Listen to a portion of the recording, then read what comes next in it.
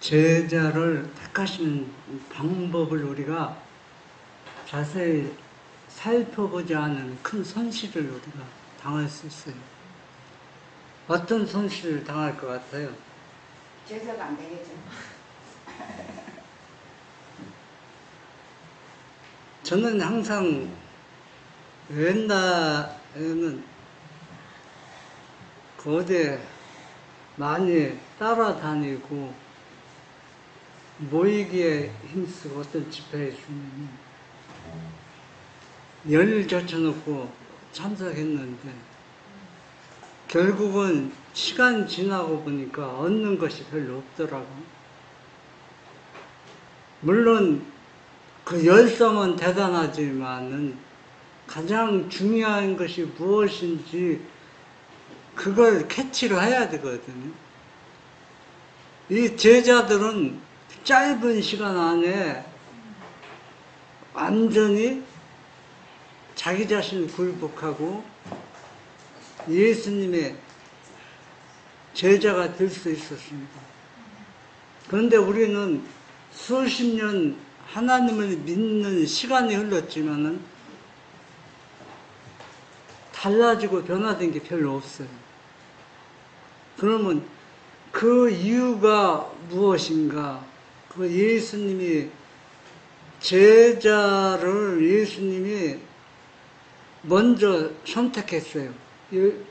그런데 한 명은 예수님이 선택하지 않았는데 자원해서 내가 이 그룹에 예수님의 제자가 되겠습니다 하고 들어온 제자 여러분 잘 아시잖아요. 그 결과는 완전히 달라졌어요. 가장 좋은 여건, 유리한 입장에서 제자로 부름받았지만은 그러나 그는 예수님이 자녀가 되지 못하고 그의 결말은 종말은 아주 너무 비참했습니다.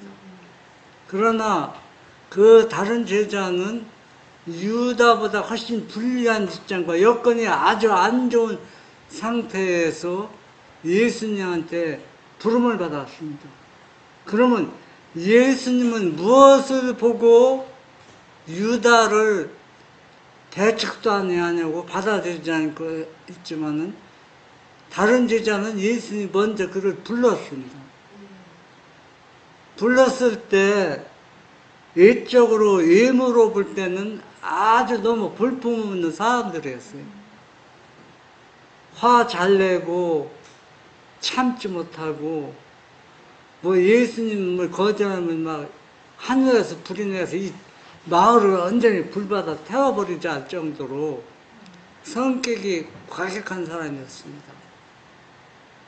그러니까 세상에 어디 내놔도 이런 사람이 어떻게 예수님의 제자가 될 수 있느냐 정도로 많은 문제점을 가지고 있는 사람들을 예수님이 불러냈다는 얘기예요. 그러면 예수님은 뭘 보고 그들을 제자로 맞이했을까요? 여러분이 성경을 살펴본 결과 예수님은 무엇을 보았어요? 네. 저도 회개하고 돌아올 거예요. 초등학교 때 육상 선수 운동에 아주 모여서 선수생 안 입은 게 없어요. 농구 선수도 입었고, 축구 선수도 입었고, 배구 선수도 입었고, 높이뛰기, 단거리, 마라톤, 탁구만 안 입었어요. 그런데 그 감독이 선수를 뽑을 때 지금 실력이 뛰어난 걸 보고 뽑는 게 아니에요. 그 속에 숨겨진, 감춰진 이 사람을 훈련시키면 뛰어난 선수가 그걸 감독이 보지 못하면은 현재 잘하는 거 보고 보면 거의 실패합니다. 근데 예수님은 외적으로는 아주 못난 성격들을 가지고 있었지만은 예수님이 그들을 잘 훈련시키고 그들이 감춰진 기능들을 개발시키면 아주 훌륭한 예수님의 제자가 될 것을 예수님은 벌써 그들 불렀다는 얘기입니다. 그러면 이 얘기는 무슨 얘기냐? 여러분이 내 자신이 예수님을 자녀로 삼았다는 얘기는 우리도 가능성을 보고 예수님 우리를 택했다는 얘기예요. 그런데 제자들하고 우리하고 다른 점이 있어요. 뭐가 다르다고 생각합니까? 제자들은 올인했는데 생애를 제치고 따라다니는데 우리는 안 가. 근데 제자들은 그 예수님을 직접 가까이 모셨고 스데반 이런 이런 걸 다 봤잖아요. 그런데 그 예수님의 제자들은 예수님이 훈련시키는 방법대로 자기 자신을 맡겼어요. 맡겼다고 예수님한테. 맡겼는데 그들의 기간은 예수님이 3년 반 동안 같이 생활했잖아요. 그런데 예수님이 대속제물로 십자가에 달리기 전까지는 그들의 마음은 감동을 주었지만 변화시키지 못했지만 예수님이 십자가에 달려 돌아가신 후에 그들이 완전히 변화된 모습을 보여줬어요. 그런데 우리는 왜 내 모습이 하나도 변화가 안 되는 이야기입니다. 그건 바로 뭐냐, 내 방법대로 하고 있다는 얘기예요. 예수님 원하는 방법으로 따라가는 것이 아니라 내 방법대로, 이것은 믿음의 생애다, 믿음으로 사는 것 같이 자기가 자신이 착각하고 있는 거예요. 그렇기 때문에 수십 년이 지나면 오늘날 나의 모습은 변하지 못하고 있다는 거예요. 우리 스스로가 캐치하고 알아야 됩니다.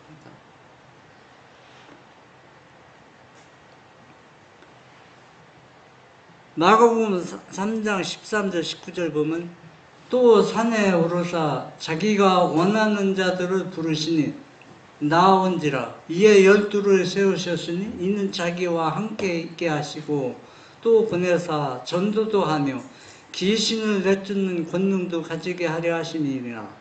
이 12를 세우셨으니 시몬에게는 베드로라는 이름을 더하셨고 또 세베대의 아들 야고보와 야고보의 형제 요한이 이 둘에게는 보아네게 곧 우레의 아들이라는 이름을 더하셨으며 또 안드레와 빌립과 바돌레메와 마테와 도마와 알페오의 아들 야고보와 및 다데오와 가나나인 시몬이며 또 가룟 유다니 이는 예수를 판자하더라.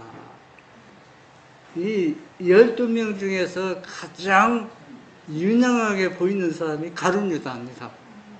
네, 가룟 유다는 바리새인이고 또 주위로부터 저 사람은 지식인이다라는 인정을 받는 사람입니다.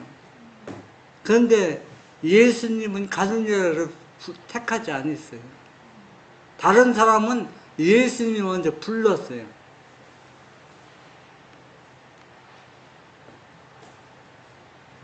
사익주상 마가복음 3장 13절에서 19절 12를 택하신 이제 첫째로 취할 계단은 그리스도께서 승천하신 후에 지상에서 당신의 대표자가 될 교회를 조직하는 일이었다.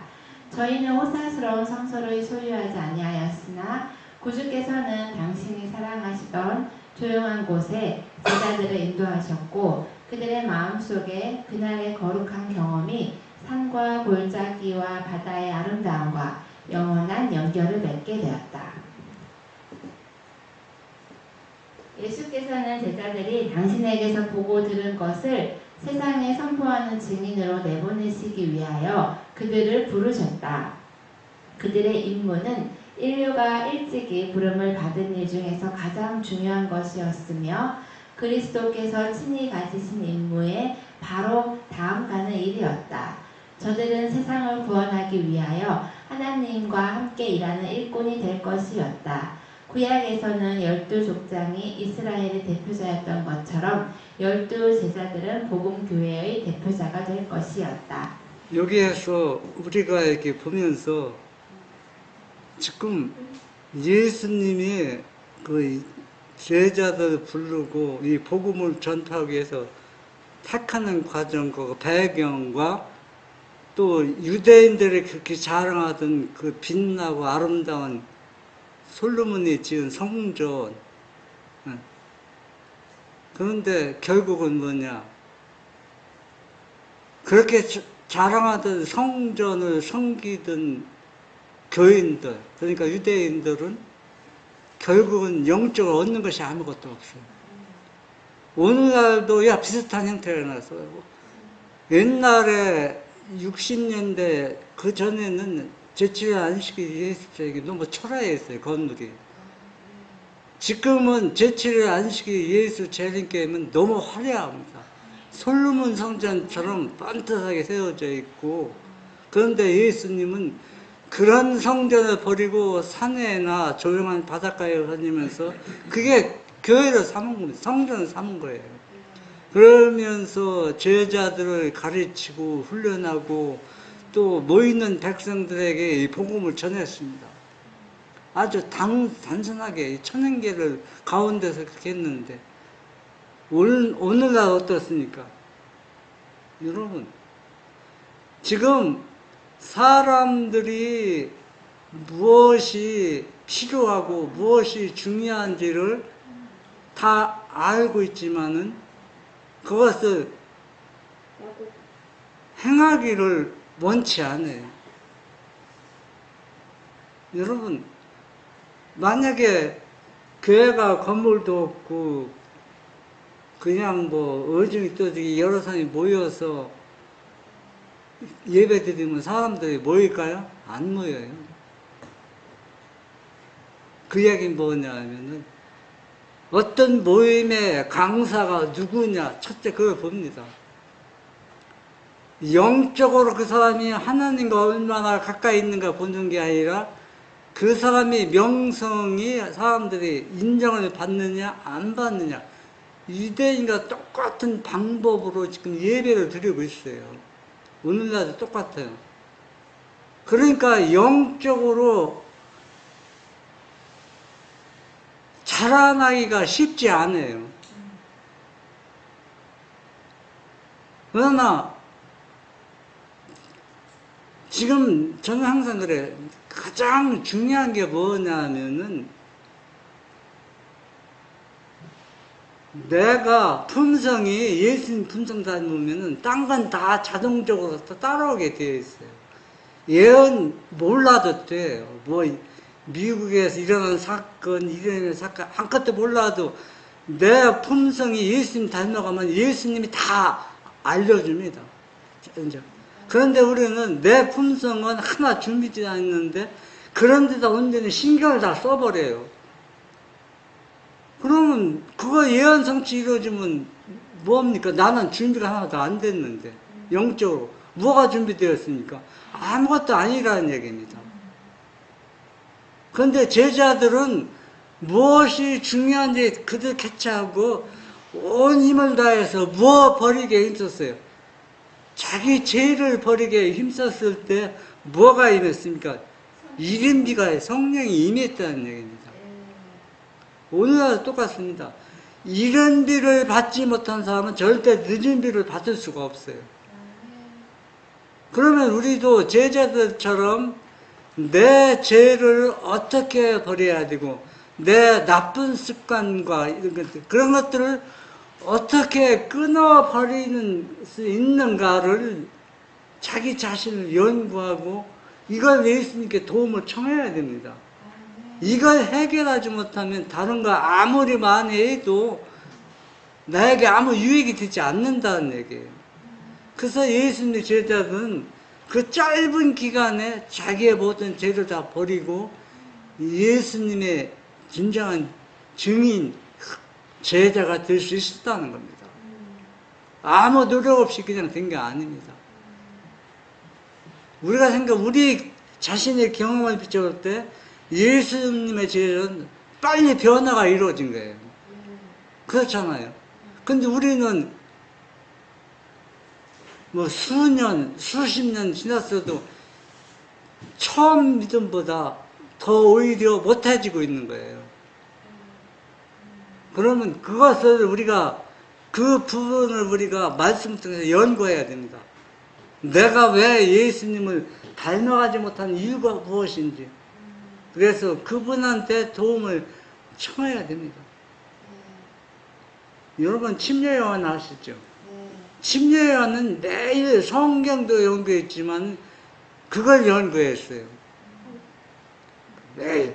그래서 산속에서 사람 살면서 낮에는 밖에 나와서 사람들이 대상을 연구하고 저들은 왜 죄를 버리지 못하고 계속 짓고 있는가, 어떻게 하면은 이 말씀의 효과적으로 전도해서 저 사람들은 예수님께 인도할 수 있는가, 이것을 체계적으로 연구했기 때문에 그는 성공적으로 하나님의 사업을 할 수 있었다는 얘기입니다. 유다의 중심을 보신 예수님, 예수께서 제자들을 안수하시기 위하여 준비하실 때에 부름을 받지 아니한 자가 제자들 사이에 그 모습을 나타내고자 힘썼다. 그는 가룟 유다로서 그리스도의 제자가 되겠노라고 하던 사나이였다.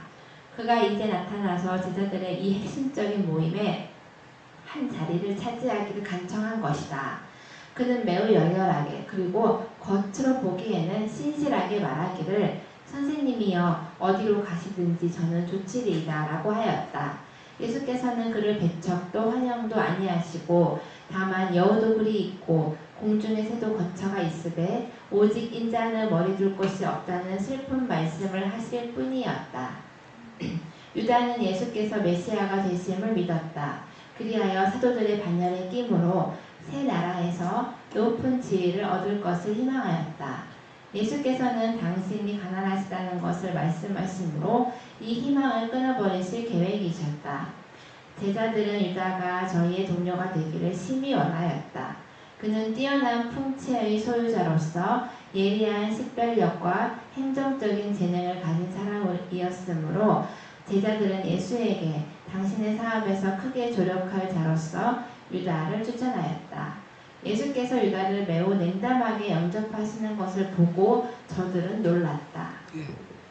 이 사실을 보면은 예수님 제자를 선택하는 방법과 배경을 보면 유다처럼 유리한 이권의 조건을 갖춘 사람은 거의 없어요.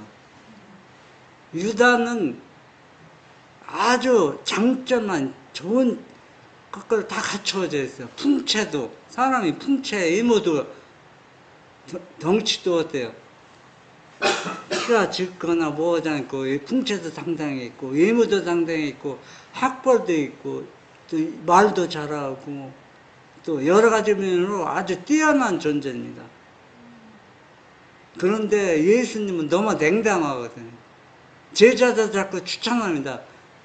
이 유다를 제자로 받아들라고. 그러면 왜 예수님은 유다를 배척하고 환영하지 않았을까? 시간이 지난 다음에 알 수 있었죠. 만일 예수께서 유다를 배격하면 저들은 마음속에 저희 선생의 지혜를 의심할 것이었다. 유다의 혼연의 역사는 하나님의 사업을 위하여 일할 사람들의 적합성을 결정함에 세속적인 생각을 중요시한다는 것이 위험하다는 것을 저희에게 보여줄 것이었다. 저희는 완전하기 때문에 택함을 받는 것이 아니요 불완전함에도 불구하고 진리에 대한 지식과 실천을 통하여 그리고 그리스도의 은혜로 말미암아 당신의 형상으로 변화를 받기 위하여 택함을 받는 것이다. 유다는 다른 제자들과 똑같은 기회를 가졌었다. 예. 유다처럼 아주 여러 가지 여건과 조건이 딱 맞아요. 맞는데 예수님은 유다의 중심을 보신 겁니다. 유다의 중심은 뭐냐면은 유다가 왔을 때 공중의 새와 여우의 또 굴이 있는데 내가 머리 둘 것이 없다고 했습니다. 그러니까 유다 마음속에는 나를 사랑하고 내 제자 되기를 원하지만은 나보다는 세상 명예와 내가 예수님이 유대의 왕이 되면 어떤 높은 자리를 찾아야 그 마음이 더 크다는 얘기예요. 유다도 예수를 믿고 진실한 제자 되기를 원하지 않은 건 아니에요. 원했지만 뭐가 더 빚이 크다는 얘기예요.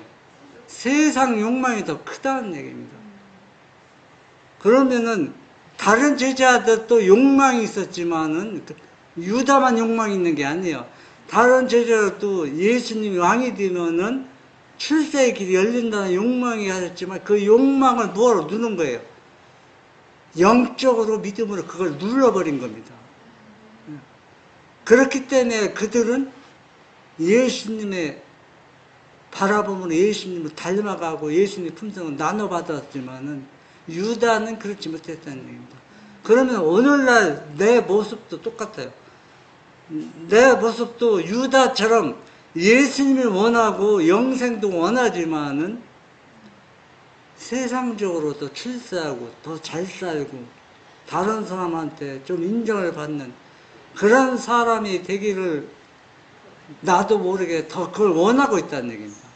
그걸 더 원하고 있기 때문에 영적으로 예수님을 닮아가지 못하고 있다는 얘기예요. 이건 이 얘기는 무슨 얘기냐면 나는 아니라고 말할지 모르지만 자기 자신이 지금 속고 있다는 얘기입니다. 나는 믿음으로 사는 것처럼 느끼지만은 실제는 유다처럼 그런 마음을 가지고 있다는 얘기예요.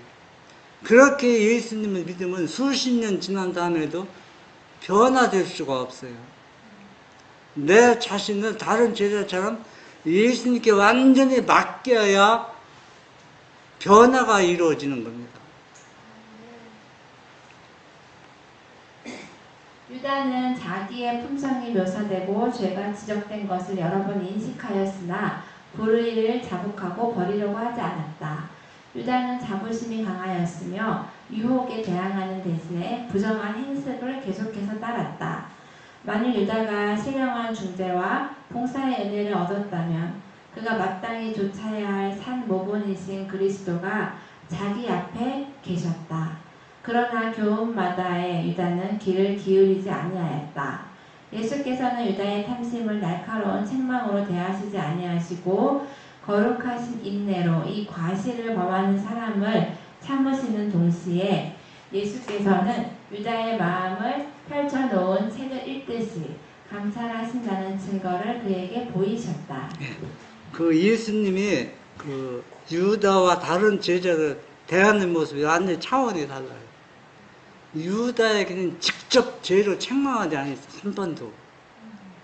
그런 다른 제자들에게 직접 책망이 있습니다. 베드로한테 뭐였어요? 네가 나를 전투에 3번 부인할 것이다. 아주 강경하게 말했어요.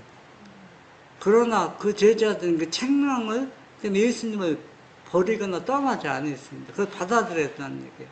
유다는 그런 책망을 받을 수 있는 준비가 하나도 안 돼 있는 겁니다.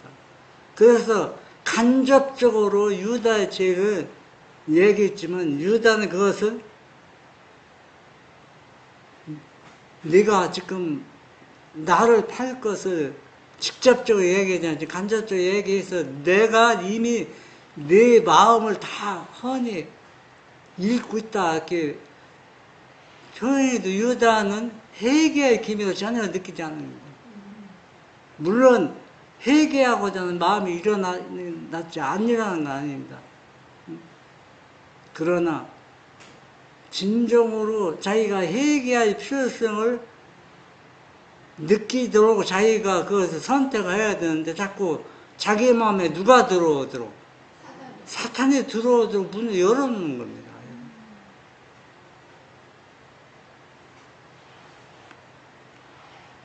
습관과 성격이 매우 상이한 12제자.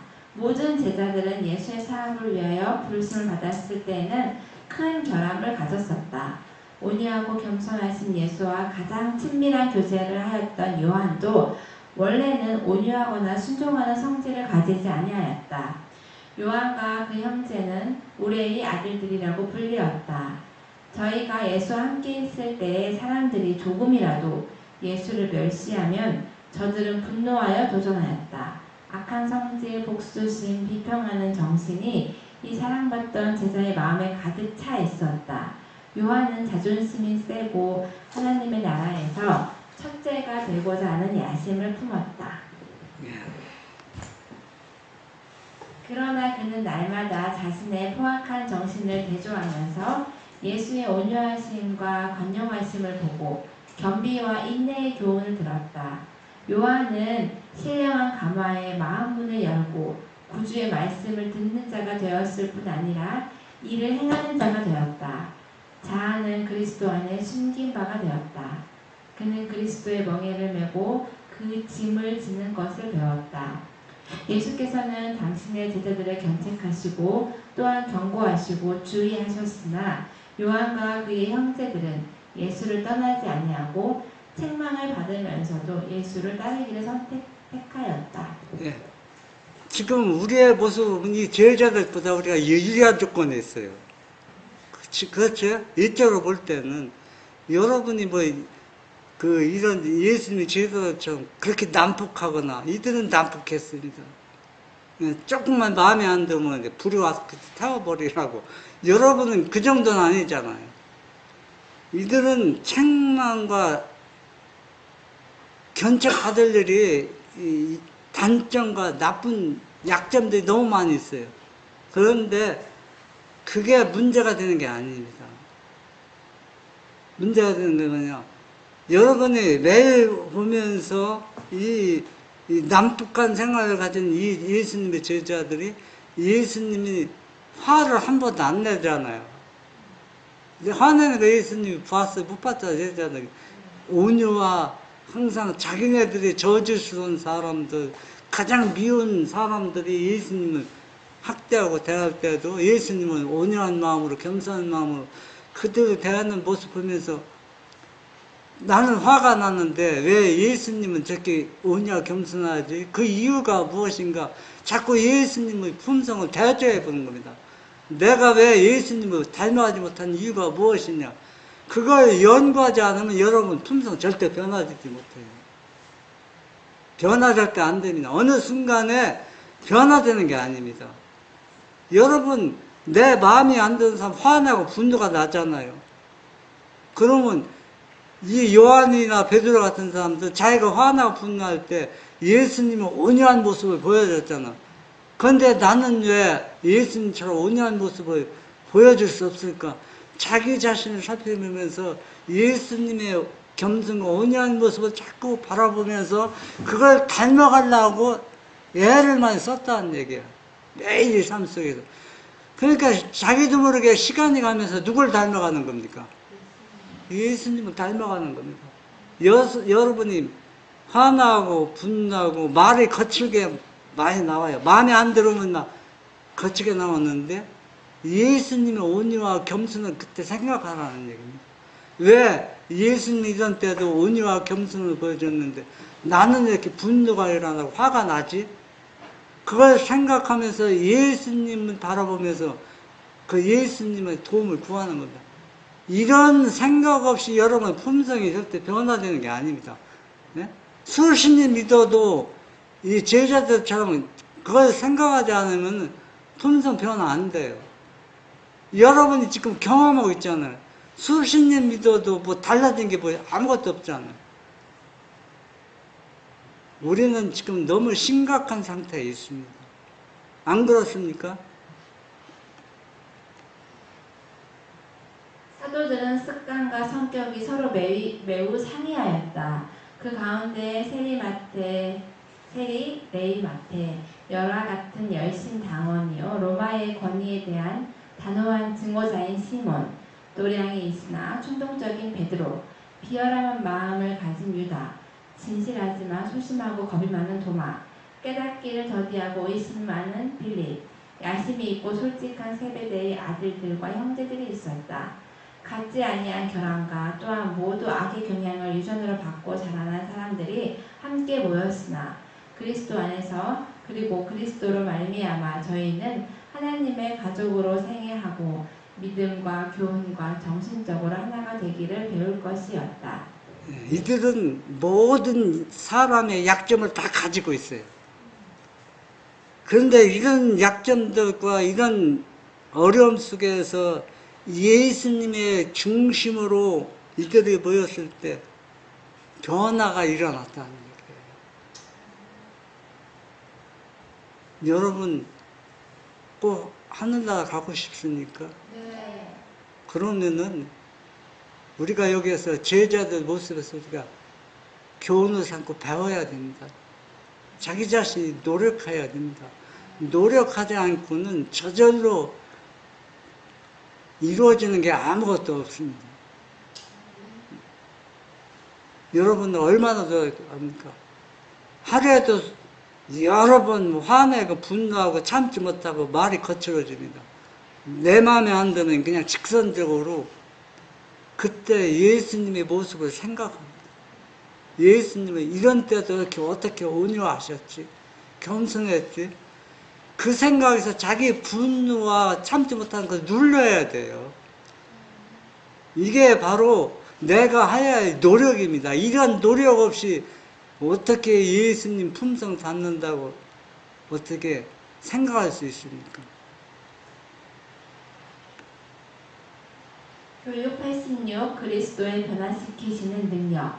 12제자 중에서 4사람이 각각 독자적인 입장에서 주요한 역할을 담당하게 되었다.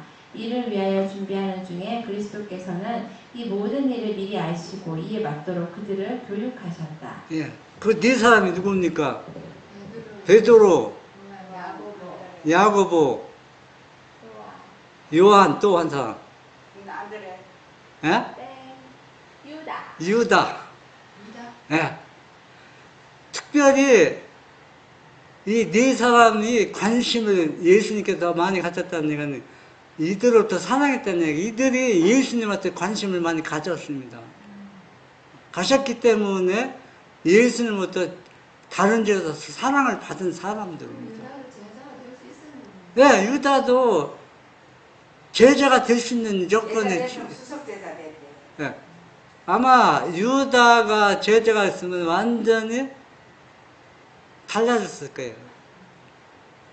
아마 유다가 참된 제자가 있으면 사도 바울이 개종하기도 어려웠을 거예요. 사도 바울 같은 사람. 네, 유다가 믿음에 굳게 섰다라는. 응? 그래서 우리가 이 4사람 중에서 여러분 누구를 닮고 싶어요? 유다요? 사실 요한이야. 뭐 유다도 예수님을 사랑하는 마음이 있었지만은 그러나 그는 그 중심이 더 세상을 사랑하는 더 막 컸기 때문에 세상을 버리지 못했어요. 예수님을 선택하지 못한 거면 그 다른 제자들은 자기 욕망을 다 버렸습니다. 누구를 얻기 위해서? 예수를 얻기 위해서. 우리도 세상 욕망을 버리지 못하면은 예수님의 참된 제자가 될 수 없습니다. 검에 의해 급사할 운명의 야고보. 형제들 중에서 가장 오랫동안 주를 따라다니며 일하고 박해를 받을 요한. 여러 세대에 걸쳐 장애가 되어 온 것들을 타파하고 이교의 세계에 그리스도의 가르침을 전할 선구자 베드로. 형제들보다 더 훌륭한 봉사를 할 수 있었음에도 불구하고 스스로도 생각지 못한 방향으로 가려고 했던 유다. 이 4사람은 그리스도의 특별한 관심의 목표가 되었으며 그분에게서 매우 자주 주의 깊은 교훈을 받은 자들이었다. 네. 여러분들은 요한 오면 잘 생각이 나죠? 베드로도 잘 나죠? 그것도 누굽니까? 하나? 야고보는 성경에 별로 기록된 게 거의 없어요. 그 유다는 뭐 얘기할 것도 없고요. 요한하고 둘이 형제. 그런데 이 야고보는 아무리 제가 이 말씀 준비하면서 이 야고보가 얼마나 큰 일을 분명히 했거든요. 그런데 큰 일 한 게 성경에 별로 기록이 없어요. 여러분, 베드로에 대해서 얼마나 많이 나왔어요. 요한에 대해서도 많이 나왔고, 그렇죠. 유다에 대해서도 많이 설명이 나왔잖아요. 근데 야고보에 대해서 여러분이 기억나는 게 뭐가 있어요? 야고보가 세 사람이 나옵니다. 세베대 아들 이 요한의 형제 야고보와 알페오 아들 야고보와 예수님의 형제 야고보가 나오거든요. 나오는데 다른 야고보는 이 야고보가 사도행전 12장을 보면 제일 먼저 칼에 맞아 순교당이 있거든요. 여러분 그 누구 순교당한 거 알죠? 스데반. 스데반 여러분 그 사도행전에 보면은 스데반. 네. 그러니까 믿음의 용사였잖아. 제일 먼저 순교당한 게 스데반이고 제자 중에서 제일 먼저 순교당한 게 누구예요? 야고보. 그러면 야고보도 분명히 스데반보다 더 많은 일들을 했을 거예요. 그러니까 사단이 가장 증오하는 사람을 먼저 죽이잖아요. 응? 증오하는 사람을 죽이면서 누가 하냐면 묘하게 사도 바울이 먼저 야고보가 죽기 바로 전에 개종을 하게 됩니다.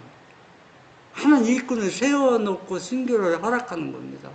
그러면 이 야고보의 활동이 대단하게 의인이라는 친구, 의인이라는 얘기는 몇 번 나오는데 그 행적에 대해서는 별로 나온 게 없어요. 그만큼 큰 일을 했기 때문에 이 큰 일꾼을 사단이 먼저 제거했다는 겁니다. 그렇잖아요. 별로 영향이 없으면 순교시킬 필요가 없어요. 영향이 크다는 얘기입니다. 그래서 이 네 사람은 특별히 예수님의 관심의 대상을 받았는데 세 사람은 어때? 믿음 안에서 성공했고 한 사람은 자기가 가야 이렇게 자기가 하고 싶은 대로 해서 결국은 그 결말은 비참하게 죽은 사실이 우리가 기록할 수 있습니다. 그러면 우리도 똑같아요. 나는 유다를 안 닮아간다고 하지만은 본연이 나도 모르게 유다를 닮아가고 있다는 얘기예요. 자기도 모르게.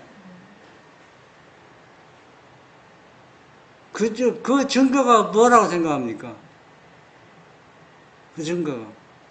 내 품성이 변하지 못하고 있다는 겁니다. 수십 년 믿었는데, 그러면은, 유다가 세상을, 욕망을 포기해야 했는데, 포기하지 않았다는 얘기거든. 그렇기 때문에 그가 변화가 안 됐다는 얘기입니다. 다른 제자들은 세상 욕망을 다 버렸어요. 그렇기 때문에 예수님을 위해서 죽을 수가 있었다는 겁니다. 사람은 그 자신도 죄가 많으면서 시험에 빠져 있는 자와 허물이 있는 자에 대해 관대하지 못한 태도를 갖는 경향이 있다. 남의 마음을 읽어볼 수도 또 그 마음속의 투쟁과 아픔을 알 수도 없는 것이다. 우리는 사랑의 견책, 치유를 위한 타격, 희망을 속삭이는 경고에 대해 배워야 할 것이다. 지금 우리는 제가 조금 전에 얘기했지만은 우리는 그 사람의 마음을 읽어볼 수가 없어요. 그래서 자기가 보는 대로 함부로 얘기하는 겁니다. 자기가 본 대로. 그러나 그것이 좋다 나쁘다 안 맞는다는 얘기입니다.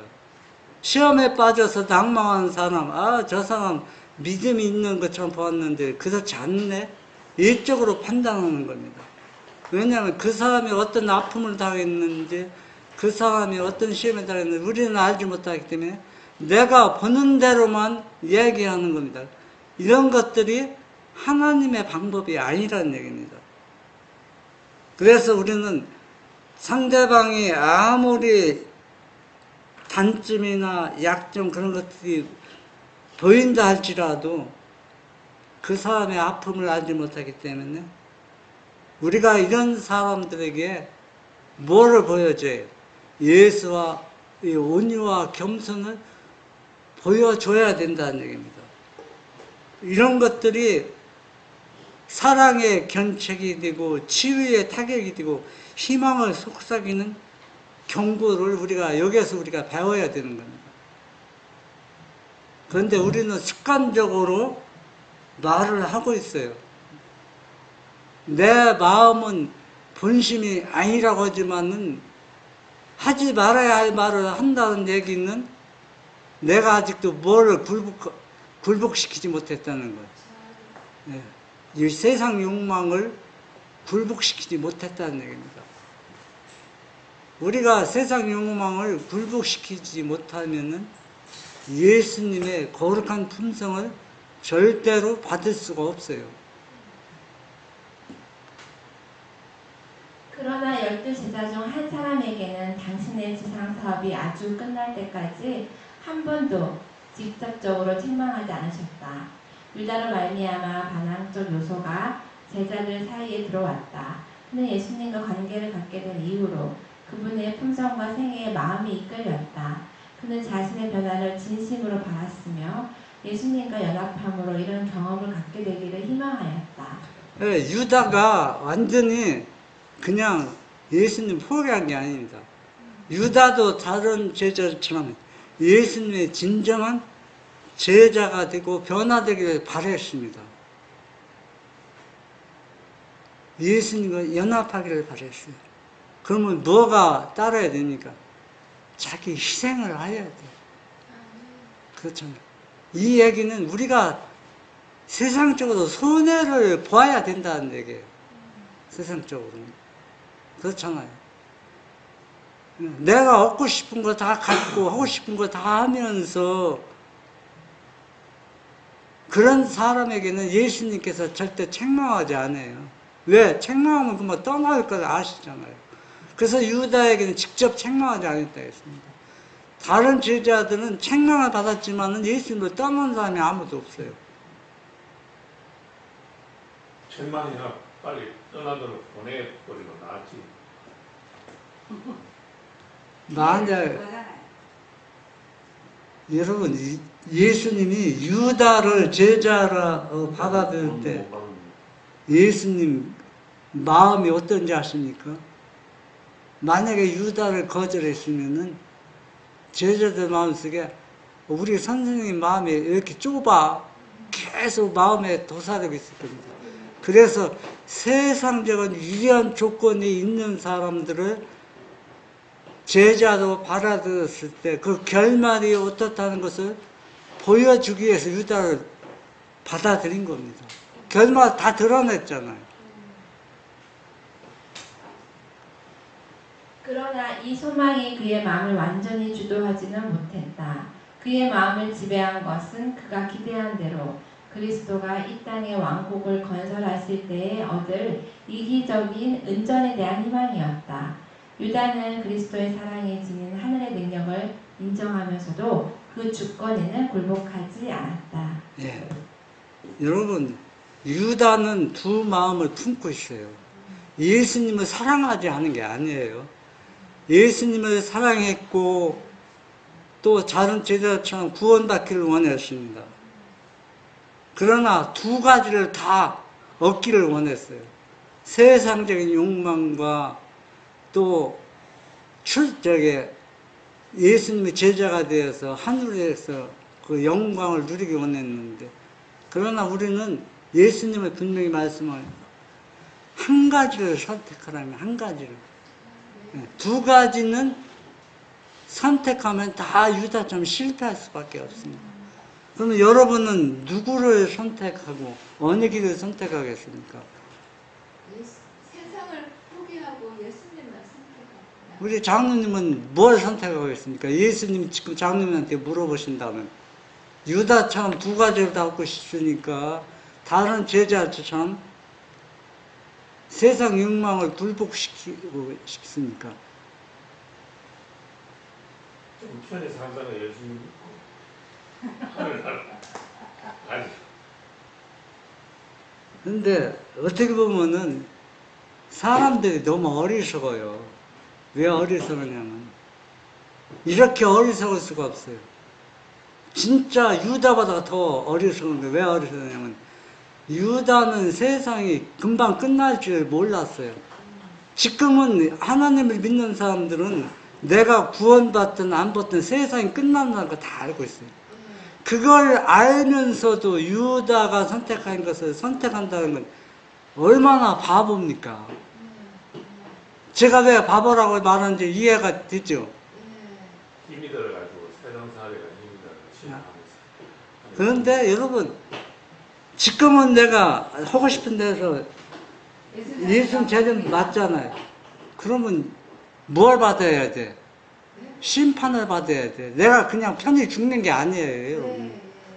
그걸 생각해야죠. 내가 그냥 구원 못 받는 게 문제가 아니라 구원 못 받는 그 대상이 하나님께 진노하는 겁니다. 왜냐하면은 자비를 거절한 자기 아들을 내어줘서 우리 죄인들 구원하기 위해서 그렇게 했는 희생을 치르는데 그걸 거절한 사람에게는 하나님께서 진노하신다 했습니다. 그 진노가 얼마나 센지 아십니까? 우리 이웃집에 조씨 그 할아버지가 있었는데 그 아버지도 힘이 대단했어요. 저희 아버지도 여러분 그 장로님 아세요? 옛날에 타작하면 섬이라고 있잖아요. 섬 이렇게 집을 엮어서 그러면 그게 오늘날 따지면 그 한가마니가 옛날에 배에 한가마씩 따가 한 옛날에 도식체로. 그러니까 그 두 가마 있잖아요. 두 가마 섬이로 되면은 그걸 어깨에 메고 옛날에는 창고가 없었기 때문에 집으로 이렇게 볕땅을 수확한 걸 쌓는 거 만들거든요. 그걸 개에다가 밟고 올라가서 그걸 버렸어요.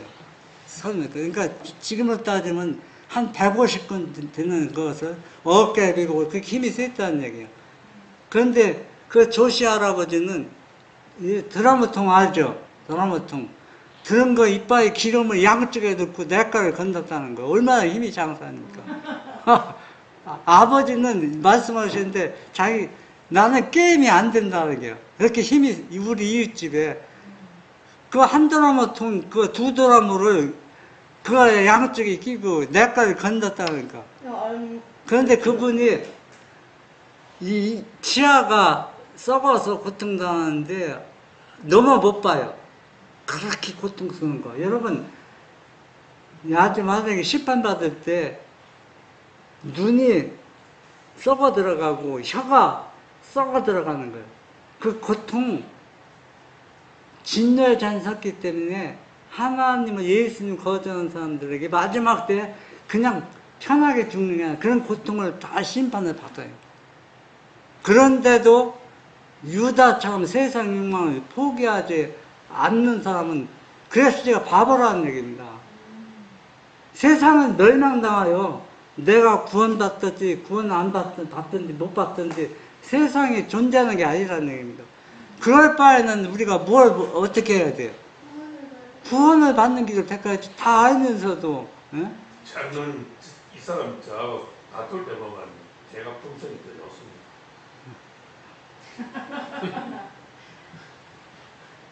이제 예수님 오실 때 여러분 변명할 말이 하나도 없어요.